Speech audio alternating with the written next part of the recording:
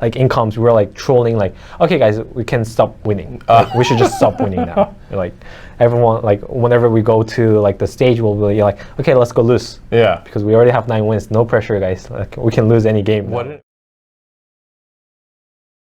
This interview is brought to you by Trolli Gummy Worms. Thanks, Trolli. What do you want to talk about? I've interviewed you so many times, bro. Yeah. I was just thinking about it. I think you are my most interviewed subject. Really? I think so. Ah, that's a good thing. I think it's you and Victor, actually. Victor? Yeah. Damn. Yeah, you and FBI, I've like interviewed a ton. Shoot, but all right, why don't we start from there? 10 wins. When did this become a big thing? I mean, it was kind of never really like a big thing for us. It was like a funny point for us, you know. But still, I think for Golden Guardians, it does mean something. Sure. Especially for someone like Nick Smith, where he's been in Golden Guardians basically forever. You know, at this point, and for him, like having that 10 wins should mean more than us, obviously. And we're happy to do that for him. Sweet. I'm not going to stop the interview, but I need you to look at the camera real quick. Oh, okay. Wait, no, just because you got like the confetti from the... Yeah. I'm sorry, that's what I was staring at. So you were looking at me and I was like kind of smiling, you were smiling, my bad. It was just... Thank you. I got real friends. Yeah. You got something in your teeth, I got you too. You don't. Thank you. Your teeth are good. Oh, yeah. No. Joke. Okay, thanks, joke. I had a little bit. Made me subconscious. Now I forgot my question. All right. You guys lost a game that you weren't supposed to lose, right? Versus TSM, yeah. Yeah. What happened? What's happening? Is that just the randomness or best of ones? Was that bad draft, or is there some learning lessons about TSM that we should take away? I mean, according to Samuel Broadley, our coach. Good old Spooks. Yeah, Spooks. Love an Aussie. The legendary Spooks Z from 7 Ocean and League title, you know? Something like that.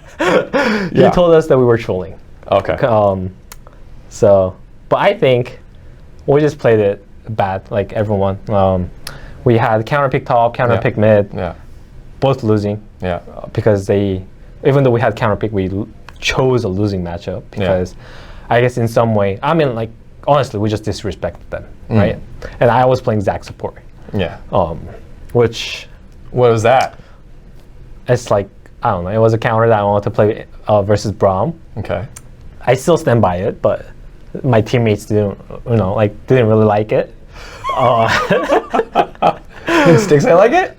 Well, yeah, Trevor liked it. Okay. Trevor always likes my pick. But however, after the game, the coaches told us that we were just trolling. They were a bit more emotional because that game, if we won, we were first place. Sure. And we shouldn't lose to TSM at this point, like with our standards. Yeah. But we lost. That would have been the 10th win. Yeah. For sure. But yeah, I think our environment though, we are kind of trolling every game, like even versus good teams, stuff like that. Like you mentioned the 9 wins, right? Yeah. As soon as we hit 9 wins, our mindset in comms, not mindset, like in comms, we were like trolling, like, okay, guys, we can stop winning. Like, we should just stop winning now. Like everyone, like whenever we go to like the stage, we'll be like, okay, let's go lose. Yeah. Because we already have 9 wins. No pressure, guys. Like we can lose any game. What an environment. Yeah. I mean, which is kind of funny and really unique environment that I've had, especially compared to 100 Thieves. Yeah. Where there was a lot more pressure on 100 Thieves, which, in my opinion, can also be a good thing. You know, like it just depends on what kind of player you have. Yeah. For us, we don't have like that kind of player, like a player that can like deal with that stress, deal with that pressure. And I will say on the 100 days, we had players that needed some extra push. You know, like that needed that pressure. Yeah. Because, like it was really new for me because, especially at MSI, like since we made it to MSI, I really didn't want to have a bad showing. Yeah. Oh, guys, like Golden Guardians made it to MSI. They're just gonna lose and then make NA embarrassed. Like I really didn't want that to happen. Yeah. So even in scrims, even when we're playing versus like EU Masters teams, there was one scrim block that we lost, and everyone was kind of okay, and I wasn't okay with that. Sure. Because I held a better standard of our own team and on myself. Yeah. So I was expressing my frustration that, guys, like, I don't like that you guys are okay losing to like a second tier team, and we made it to MSI. Like, we should win. We should crush them. Like, Yeah. you know. Yeah. But I realized after that speech that team just functions differently. And this team, like right after that conversation, the next day we were having more fun. We're like, even though we're losing, like there's just like less pressure. We're just kind of appreciating the opportunity that we got to London. We got to play the best teams in the world now. Yeah.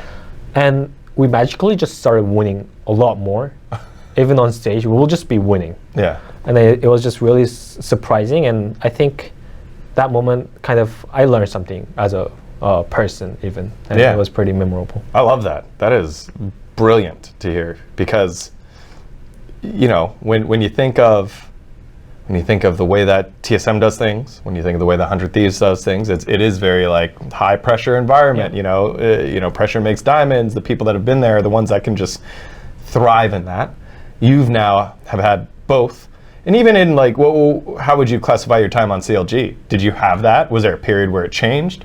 I think on CLG, like we had back then, like people were like memeing us as we're like a friendship team. Friendship team. Like friendship team. Yeah. And yet we won that split. You know, you did. Like, and for me, like, yeah, it's just like you just have to find what works for your team. Every team, like, I'm pretty sure if we have this environment to another team, it might just not work too. You know, Yeah. For some people, like I mentioned, they need more pressure. They need more discipline in their like life so that they can perform.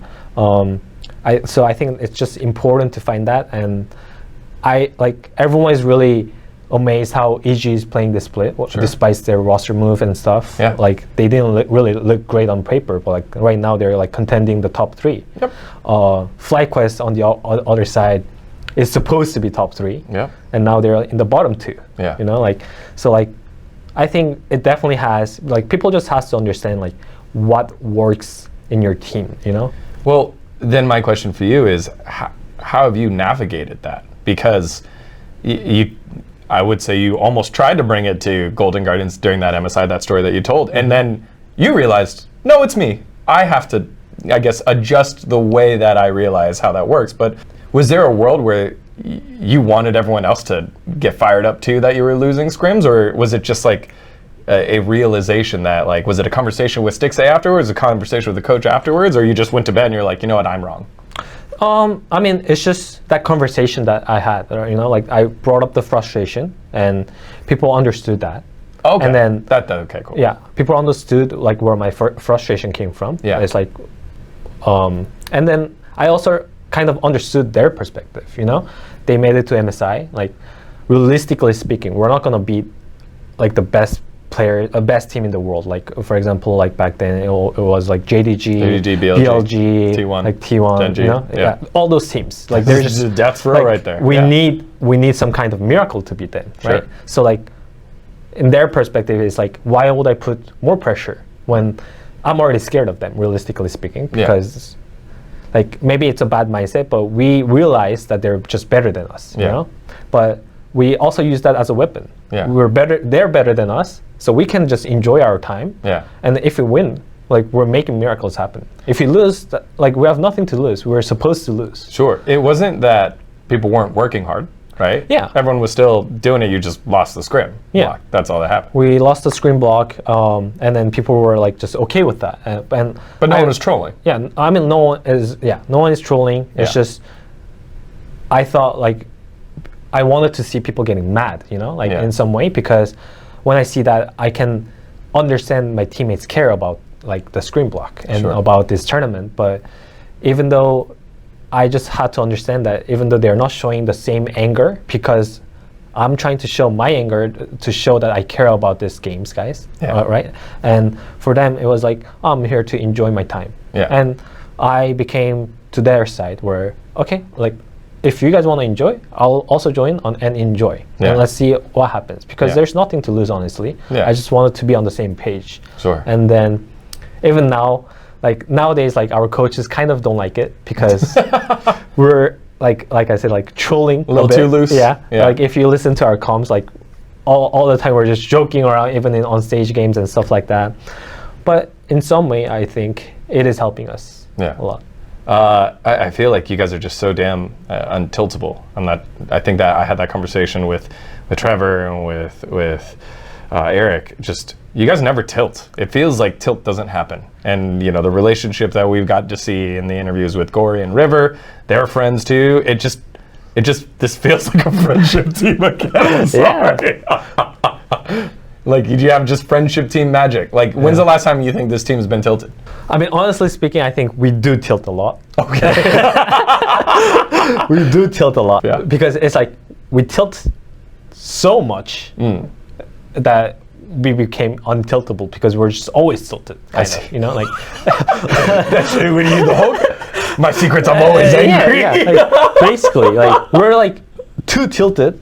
So like, there's no more tilt coming. Like we're already tilted. Like when people make a mistake, you know, it's okay. That can happen. Yeah, it always happens. Like, well, Gory, you have a lead, you died. Oh yeah, it's okay. Like you always die anyway. You know, like, it's kind of that environment, and that's why there's like less pressure in some way. Yeah, it's like kind of weird dynamic for sure. That's why Licorice was #1 today because he didn't die, and it was like, whoa, that never happened. That's what I'm saying. So, like people on stage do turn on more. You know, like they will die less than scrims games. Yeah. So we already understand that. So yeah, in scrims we're just so, I guess, like in some way, in a bad way, like triggered at each other in some point when people like throw games, but like because we're so used to it on stage, we don't get angry. That's wild. Yeah.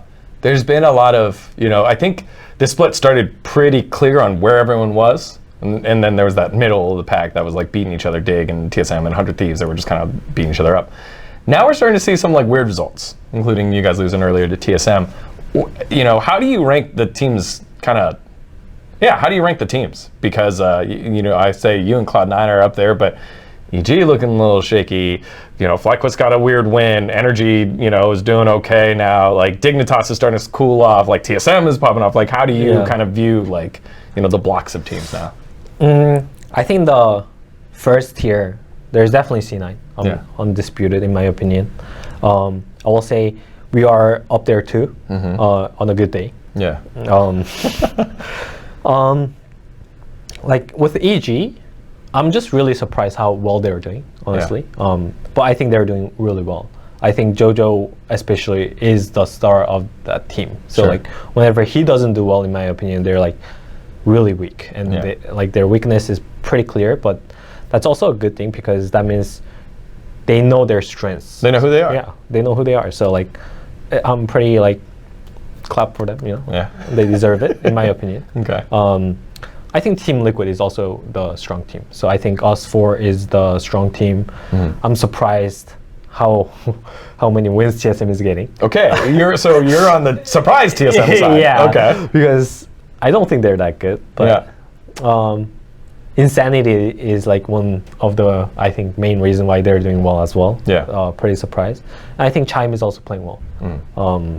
Other than that, I think below that, there is Energy. Yeah. I think Energy is better than Dignitize, in my opinion. And then 100 Thieves? 100 Thieves looks really weird right now, in my opinion. Like, I don't really know their color.